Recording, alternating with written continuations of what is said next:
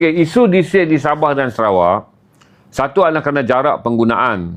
Kalau dinaikkan dia ni, jarak penggunaan dia ni panjang. Kebanyakan kenderaan-kenderaan pengangkutan bagi Sabah dan Sarawak ni besar. Jadi diesel ni keperluan utama. Ingat, saya bukan nak bela kerajaan. Yang kedua, diesel ni naikkan di tempatan di Malaysia ni kerana penjualannya dalam pasaran haram.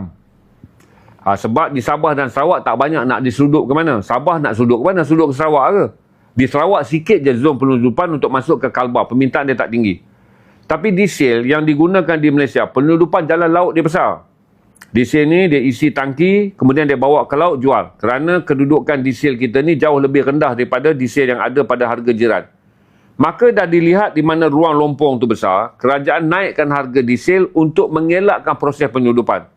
Manakala macam diesel-diesel yang berada dalam ransangan industri, kerajaan masih kekal memberikan mereka kepada pelindungan subsidi. Itu saja. Sebab memang akan ada dia punya, kita punya diesel ni tuan-tuan, daripada dulu sampai sekarang, kita sentiasa menjerit, kata diesel naik harga.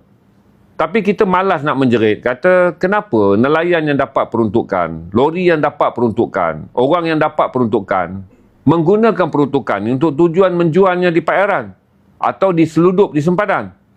Jadi kerana kawalan itulah, dia nak cover kawalan. Gini dulu tuan-tuan, kita ambil gini dulu. Kawal dulu supaya permintaan ke atas diesel Malaysia tak ada. Matikan rantaian. Maksudnya, selagi diesel tu boleh jual, rantaian dia ada, pencari makan dia ada, dia seludup dia. Sekarang kunci 3 bulan biar dia tak berniaga. Dan rantaian tu putus. Kerana dah tak ada cara nak jual kerana diesel kita dah tak ada permintaan kerana harga dia tinggi. Maka matikan rantaian penyelundupan dan matikan mereka daripada terus cek makan. Memang ada bleeding sikit untuk kita. Kerana harganya meningkat, tapi lagi teruk bleeding kerana diesel kita ni dijual di luar. Ini bleeding dia.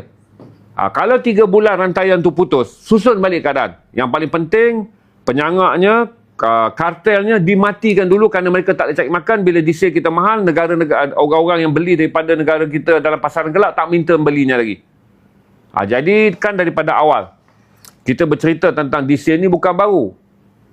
Kita bukan cerita baru. Ini kita cerita daripada lama isu diesel ni. Kerana penyelundupan di sepadan. Macam saya cerita dekat tuan-tuan tentang bila kita buat kad pengenalan Madani ni. Kita dapat save lebih kurang 30%. Barulah kita tahu.